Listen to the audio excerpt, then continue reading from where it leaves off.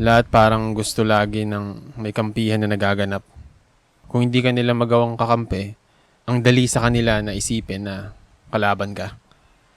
Hindi mo pa kasi na-experience masabihan ng ganun eh. Try mo gawin to para malaman mo ibig naming sabihin. Lalaki ka kasi kaya hindi mo magets kung bakit nagagawa niya yun sa amin. Ang sarap puminto tapos mapaisip. Yung tipong gusto mo lang itanong. Hindi kaya wala akong aberya ninyo kasi magkaiba tayo sa pag-handle ng sitwasyon?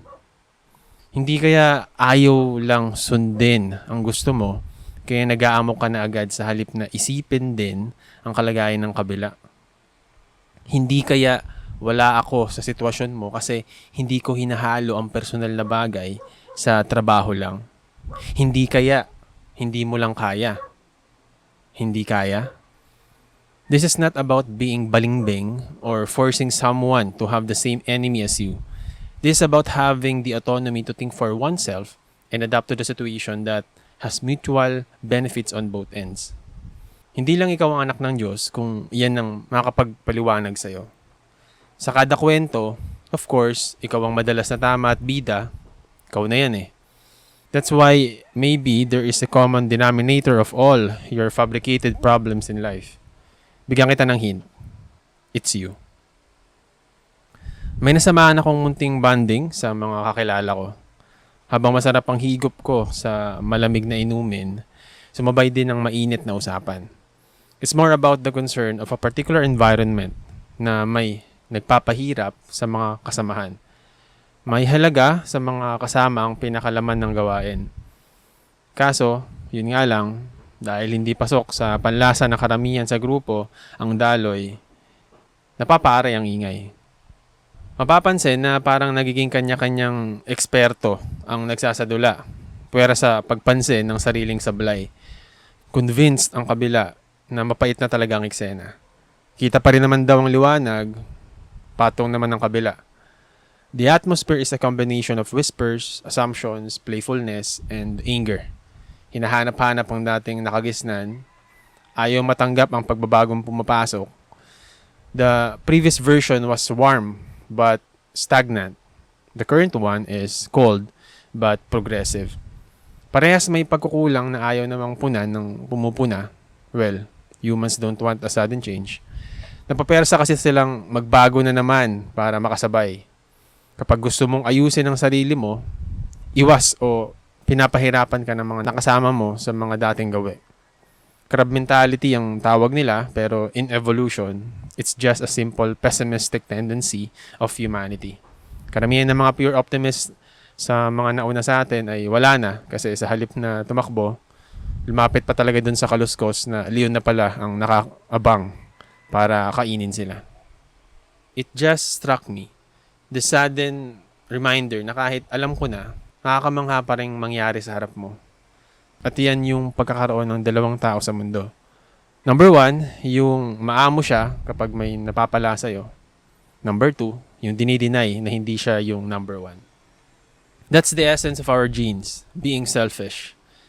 Nasa buong pagkatao natin ang pag-intindi sa sarili para makapagpasa sa susunod na henerasyon. Kahit yung magulang na iniintindi ang anak, makasarili in a sense kasi gusto niyang mabuhay ng matagal ang nanggaling sa kanya. As a result, passing the genes to the next batch.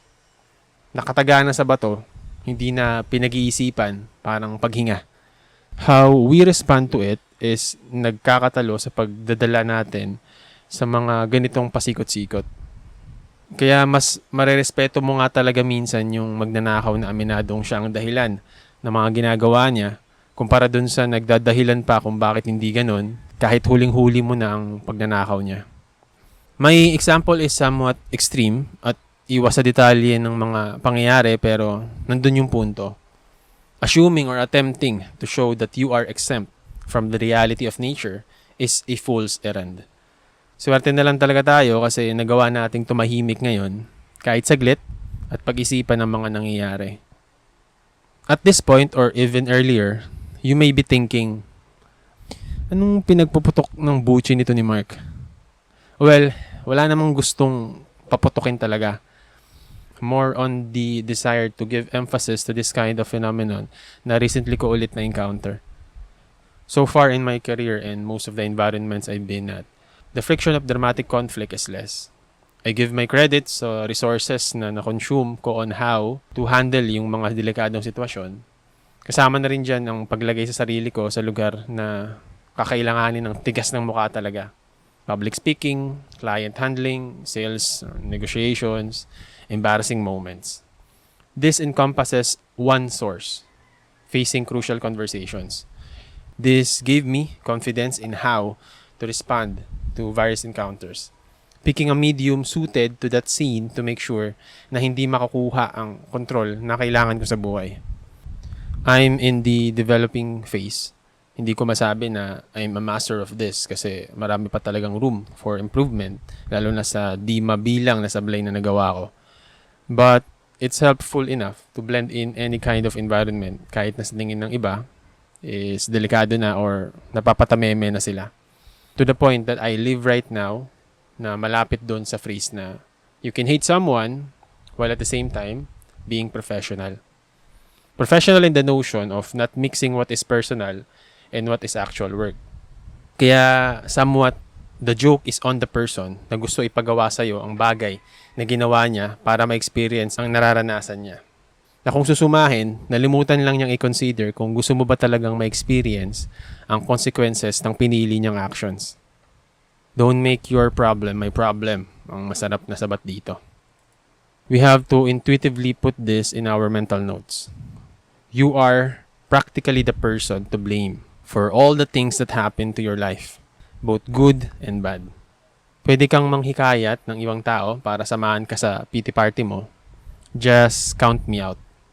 Yes, I know there are times you have to go through that, but it's for your self-construction, not distraction. At all times, you have to expect that the most trusted person you know can stab you in the back. Establishing those things can help you mitigate or smooth the recovery process. Enjoy the current and every experience.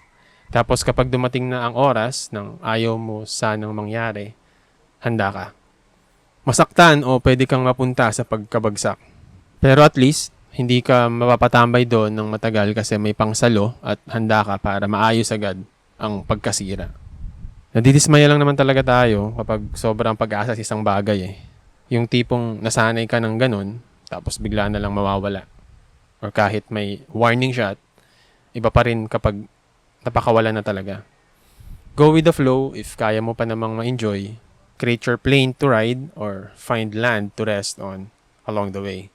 Para kapag may hindi na talaga kaya ng sikmura mo, may masasakyan o mapupuntahan ka. Marami kang gusto, I get it. Sana, magustuhan mo rin gumawa ng bagay na magbibigay sa'yo ng kalayaan. Yung magagamit mo kapag di mo na kaya. Safe house-like, kumbaga. Palayo sa naging maingay mong mundo. Kaya mo nang sumama? Bigay respeto na lang sa mga kayang makasabay. You're not special. You're just unique.